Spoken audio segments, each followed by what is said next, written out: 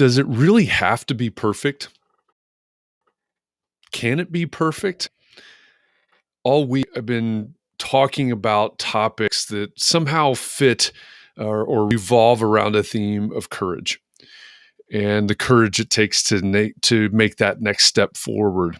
The reason that I do that is because I host a live stream show every weekday afternoon, and Thursday afternoons I have a co-host, Catherine McPhail, and we have a special guest every Thursday afternoon. That live stream is simulcast to Facebook and LinkedIn and YouTube and Twitch. And our special guest this week will be Debbie Millman, who will join us. She's the host of the Design Matters podcast. She's going to join us to talk about courage over confidence. And Catherine and I use that theme of that special guest to set the topics for each one of these weeks. My name is Jeff Eckles. I'm the president and the chief strategy officer of Echo Engagement. I'm also the director of brand strategy for Entree Architect. That Entree Architect connection is the connection to that live stream that I do every weekday afternoon. It's called Context and Clarity. So 4 days a week or 5 days a week, 4 p.m. Eastern, I host Context and Clarity. Context and Clarity is also a podcast. It comes out every weekday morning. It's also a coffee talk that we do over on the Clubhouse app every morning at 9 a.m. Eastern. And you can imagine from the name Entree Architect that the audience for most of these Context and Clarity conversations, in whatever version that you participate in, whether it's the podcast or the live stream or the Clubhouse, you can imagine that the audience is mainly architects. And as I've been looking at the themes that we've had over the past several weeks, I had a little bit of an epiphany a couple of weeks ago, a little bit of an understanding a couple of weeks ago. I think it was the week that we had transitioned from your value mindset to culture, firm culture, to emotional intelligence. And I had this realization that these topics that we're talking about, and I often say we're trying to find clarity around the things that matter most for architects. But I came to this realization that when we're talking about these things, these aren't architect topics. These aren't architecture topics. These are topics that are important to all of us. These are topics that we all need to understand. These are topics that impact all of us, no matter what you do, who you are, what your business is, whether you have clients or customers or patients or whatever you call those people that you serve. So starting with the week, I think 2.5 weeks ago now, starting with a week that our theme was emotional intelligence, I decided to start hosting these 2 p.m. Eastern lives to see if we could gain any traction beyond the world of architects. So starting with LinkedIn Live, and I see Scott Thrift out there, architect friend of mine in San Francisco, and Javier, also an architect friend in New Jersey. I understand that if we start with LinkedIn, which is where both Javier and Scott are joining from right now, that my network is mainly professional services people. There's an awful lot of architects in my network. That's my background.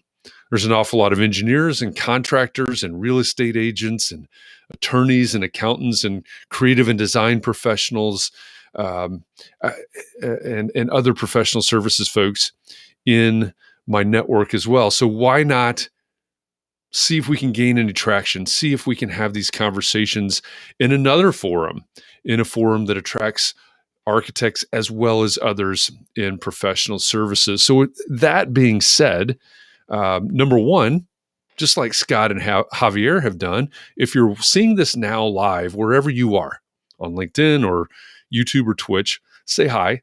Let us know that you're here. Let us know where you are. Where in the world are you? And let us know what you do. What is it? What's your profession? What is it that you do? Do you sell something? Do you design something? Do you litigate something? What is it that you do? So that's request number one.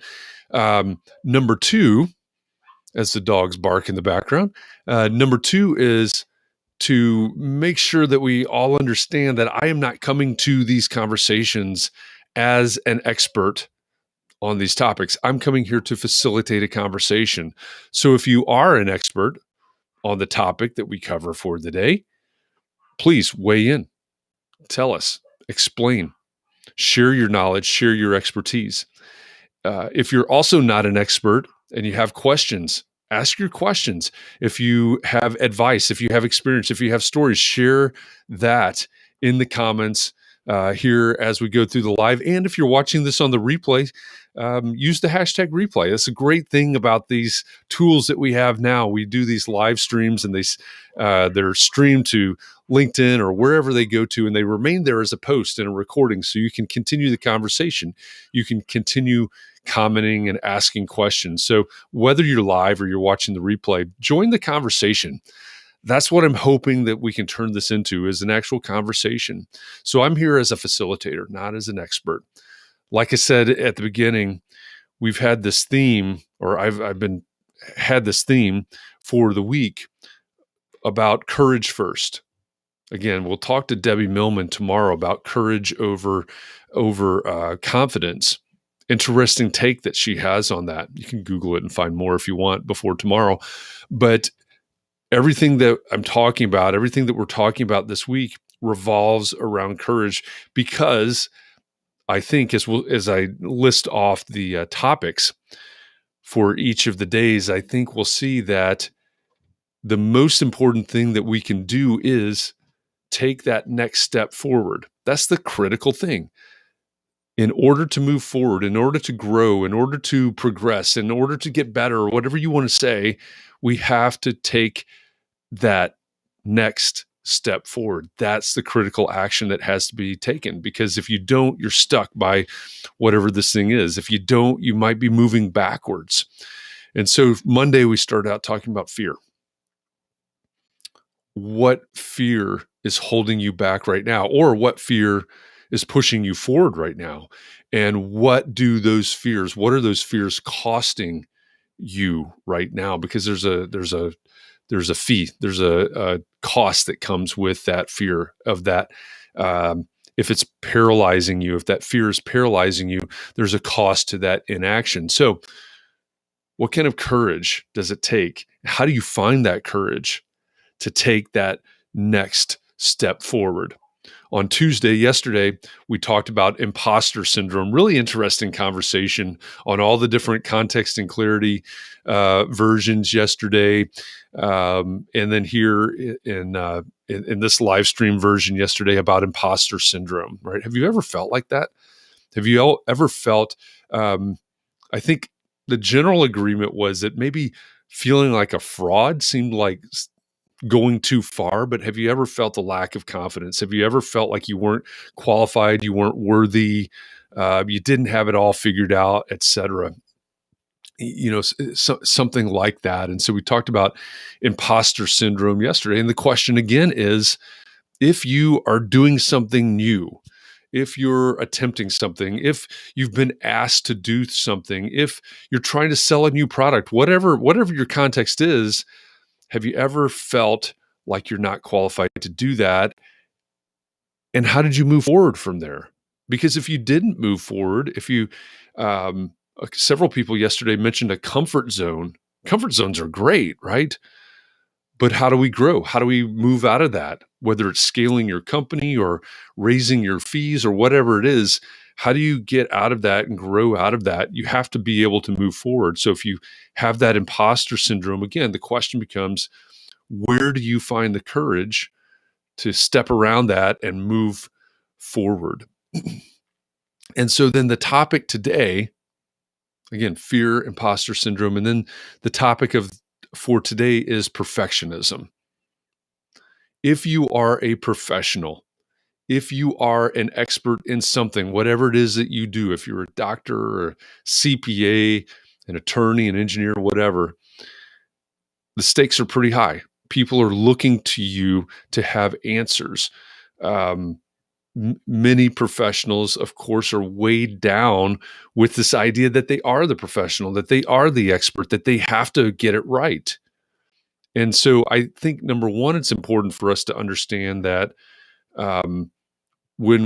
if we frame perfectionism in a negative light, which I think we would, but if we frame perfectionism as a negative, we also need to acknowledge and understand, probably say out loud, that just because we're going to try to figure out how to not be a perfectionist, we also need to state that that doesn't mean that we're accepting anything subpar, right? It doesn't mean that we're going to be okay with just whatever, right? We're still going to be doing our best and striving for our best and striving for doing things right.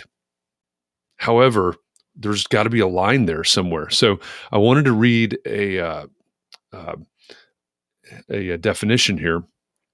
And I think, as we discussed this morning on Clubhouse, there might be a slight problem with this particular definition, but we can get into that. It says perfectionism with is a concern with striving for flawlessness and perfection, and is accompanied by critical self-evaluations and concerns regarding others' evaluations. So I think what can be problematic for some people is that striving for flawlessness. Of course, we're striving to do this right. We're striving to do our best. So the striving part, I think, presents a problem for some people. Although I think it's important to understand that, again, yes, we are doing our best. We're gonna try to get this right as best we can. Yesterday, when we talked about imposter syndrome, one of the things that came up is that when your client comes to you, or your patient or your customer, whatever it is, most of you, if you're in the professional services world, if you're somewhere, whether you're a real estate agent or a engineer or a doctor or whatever, when the problem is stated, right, when your client or customer or patient says, hey, this is the problem that I need to have solved, you don't have an answer. You do not have an answer in that moment. You have to, that's part of being a professional, right? Figuring out what the answer is, figuring out how to move forward. And I think that's a great analogy for the imposter syndrome. It doesn't matter if you're the professional or the expert or whatever, just because you don't have it figured out in the moment doesn't mean that you're unworthy, that you're being an imposter, right? It's this process of figuring things out, designing your way to a solution, etc. And I think when we come to the idea of perfectionism, right? How many of you can say that your work is ever really done? If you're a designer, do you ever really stop designing? Because things evolve, things change. If you are somewhere else, yes, the contract is going to end. There's going to be an invoice, a final invoice. There's going to be a payment, et cetera. But most of you in professional services, there is life, there is, something revolving around whatever this task was, whatever this problem was, that goes on in perpetuity. It keeps going forward. So someone pointed out today that to say that you're ever 100% done, to say that anything is ever perfect, isn't even realistic. And one of the great points that came up this morning was the fact that perfectionism. So first of all, perfect, does it even exist? I would argue no, it doesn't exist. It can't exist. Nothing's ever perfect. So perfect becomes something to hide behind. Perfectionism becomes something to hide behind. It becomes an excuse to not move forward. And that's the real threat, I think, in this, in the context of the fear and the imposter syndrome and perfectionism today. The real threat is when we find an excuse, whether it is perfectionism or imposter syndrome or the fear that's holding us back, when we find an excuse and we hide behind an excuse, it gives us a reason, a rationalization, a justification for not moving forward. I think that's the real threat. So again, back to the idea of courage. How do we find the courage to move forward, to say, you know what? Good enough probably isn't the right term, but I can keep moving forward from here. I can keep iterating. I can keep whatever it takes to get to the acceptable solution. Scott, again, good morning. Welcome back. Happy Wednesday to you. Javier says, as a designer, I do get hung up on details, being perfect, but I do my best. Um, but when I do my best, it is to look at the big picture and make sure that I don't lose sight on getting the drawings to a point that is buildable. So again, Javier and Scott are both architects, and I think that's a great analogy, right? For many of you as professionals, there's a lot at stake, right? We're in such a dispute-ridden society that there's a lot at stake if we make a mistake, and so. I think it's important to understand, hey, there's no way we're not going to make a mistake at some point. But where is that line? Where do we need to get to um, before we say this is the point where we can launch in a very Seth Godin kind of way? At what point is it okay to ship this? There's somebody in the Clubhouse conversation this morning, as Brian talked about the fact that in their company, Arcmark is their agency. In their agency, their mantra is progress over perfection. And I think for many in professional services, now if we're talking about a brain surgery, this is probably a different conversation. But for many in professional services, it is about progress, right? It is about figuring out what that next step is. We've got a goal in mind, certainly. There's a goal out there somewhere that we're trying to hit. So what is the next step forward? How do we make that progress and keep moving forward towards that goal? And I think that's something that's really important to keep sight of. Again, if you're just joining us, first of all, my name is Jeff. My information is there on the screen. I'm the president and chief strategy officer of Echo Engagement. I'm also the director of brand strategy for EntreArchitect, which gives me a platform called Context and Clarity. And Context and Clarity is a lot of things. It's a daily live stream that takes place 5 days a week inside the EntreArchitect community Facebook group. So if you're an architect and you're not part of the EntreArchitect community Facebook group, I'd encourage you to join that group, even if you don't do anything else on Facebook. It is a closed private group just for architects. So it's a safe place for architects to hash things out and to figure things out, to ask questions, to ask advice and give advice. It's also where Context and Clarity happens 5 days a week, 4 p.m. Eastern. 1 day a week, Catherine McPhail and I simulcast that Context and Clarity conversation here to LinkedIn. So if you're seeing this on LinkedIn right now, tomorrow at 4 p.m. Eastern, Context and Clarity Live will come to you right here. If you prefer YouTube, go to the EntreArchitect YouTube channel. If you prefer Twitch, go to the EntreArchitect Twitch channel. Context and Clarity Live will come to you at 4 p.m. Eastern in any of those places, and you'll also have the opportunity to comment, to listen in, to watch, and to comment on those from any of those places live at 4 p.m. Eastern. The critical point about the Context and Clarity live streams is that we have Catherine and I have a special guest every week. This week will be Debbie Millman. She's the host of the Design Matters podcast, longest running design focused podcast on the planet. And we'll talk with Debbie tomorrow about courage over confidence. So that topic that we cover with the guest every week sets our theme for the week. So the theme this week is really courage first.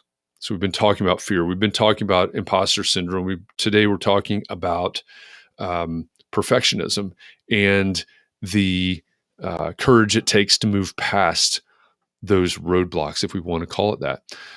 Context and Clarity is also a conversation that happens on the Clubhouse app, if you're familiar. The Clubhouse app, if you need more information, if you need an invite, whatever, just message me. Over on the Clubhouse app, inside the Context and Clarity Club, we have a 30-minute coffee talk every morning on the same topic of the day. And Context and Clarity is also a podcast, very short form podcast that comes out every morning. You can consume that wherever you consume podcasts. It's really 5 minutes, 7 minutes, something like that, a recap of yesterday's topic and a preview of today's topic. That's really what that podcast is all about. So you can you can listen to it faster probably than you can down your cup of coffee in the morning. So that's what context and clarity is. And like I said at the beginning, I realized I sort of had a realization, an epiphany maybe a few weeks ago, that as we were having these conversations and we had these themes for the week, that these themes that we're talking about, these topics that we're talking about, are not architect themes. They're not architecture themes. They're everybody themes.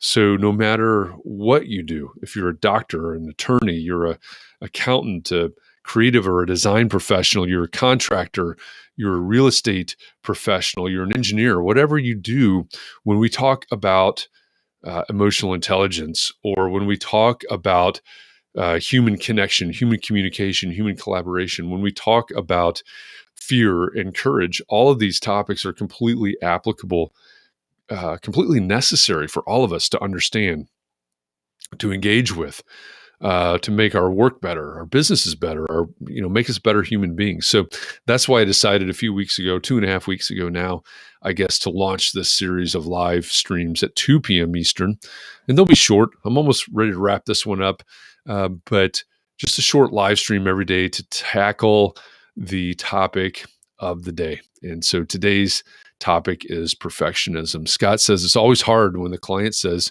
"Oh, it's perfect." And I know it's not. I know it's not even close to what I know it can be. Often this is what causes the all-nighters to meet the deadline. It's hard to let the imperfect go out the door.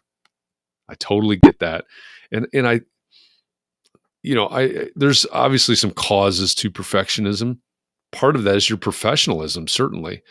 Um, and I think it's also hard to figure out, where do we draw that line, right? What is good enough? Right? We can read Seth Godin's books. We can listen to Seth Godin, and we can talk about progress over perfection. We can talk about ship it and things like that. But wow, that can be really hard to let go of. So how do you get to that point where you find that line? And to Scott's point there, it's hard to let imperfect go out the door. Yeah, but one question might be, does perfect ever go out the door? Right? Is it ever perfect? And I would argue probably not. It's probably never perfect.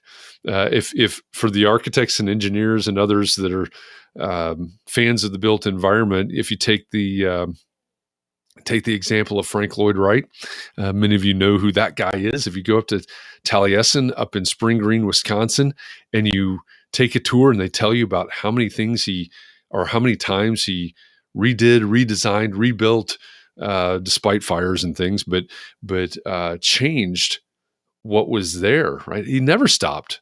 I don't think he ever stopped working on Taliesin, and that's probably only because he had control over that. It was his place. It wasn't his client's place. So, I guess that's the encouragement. I mean, a few questions to ponder. If we think things have to be perfect, if we are struggling with perfectionism, we're trying to get something perfect, what is that perfection costing you? What is it costing you in lack of sleep or whatever? What is that perfection costing you?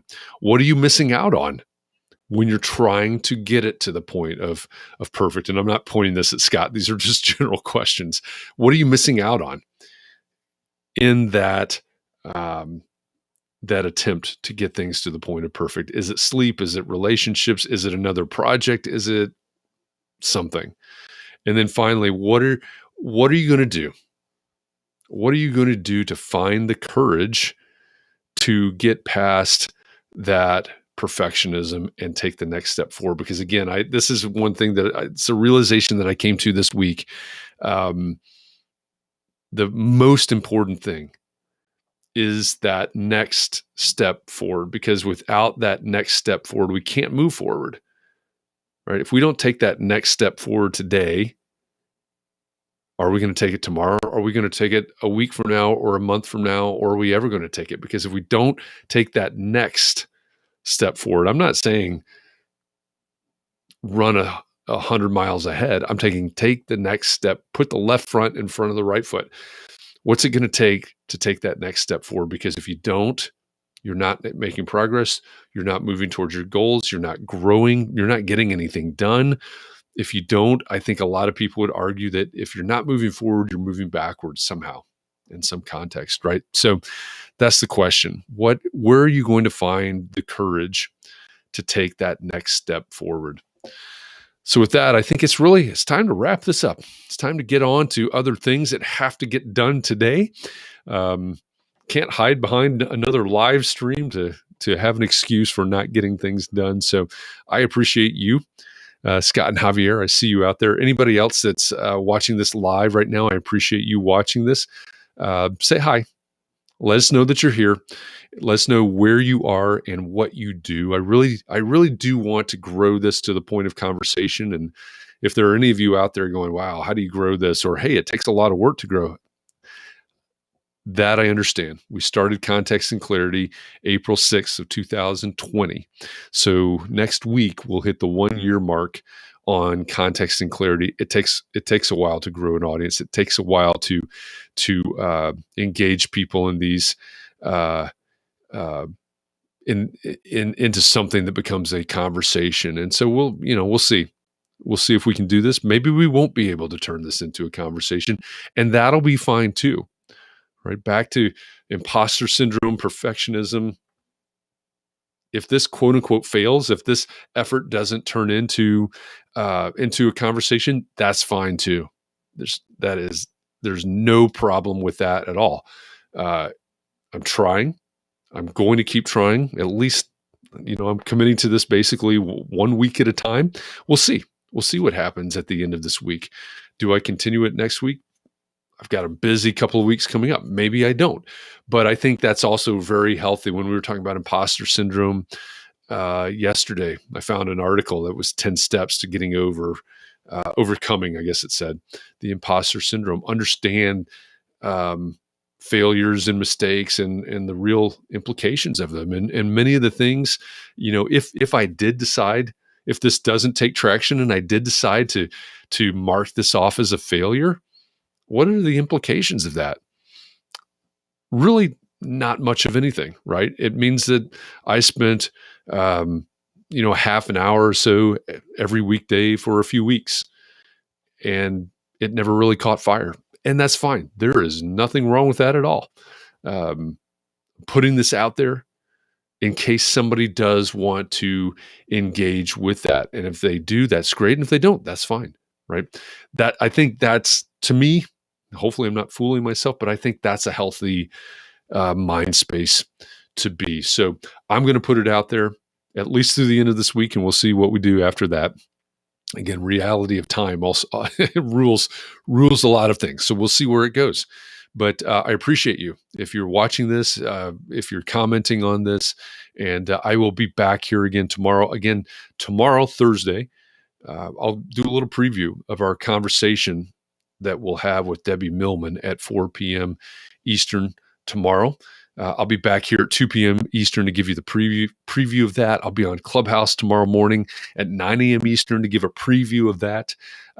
This afternoon at 4 p.m. Eastern, I'll be inside the Entree Architect Community Facebook group, and we will take this conversation of perfectionism to a full hour, very engaged, very lively conversation in that live stream there. So if you're an architect and you want to keep this conversation going or engage with this conversation, just go over to the Facebook page, and we'll do that today at 4 p.m. Eastern. Otherwise, you can catch the podcast tomorrow morning wherever you listen to podcasts.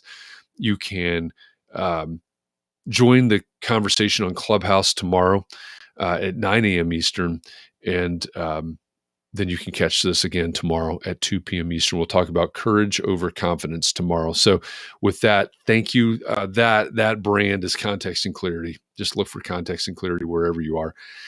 You'll find it. Thank you.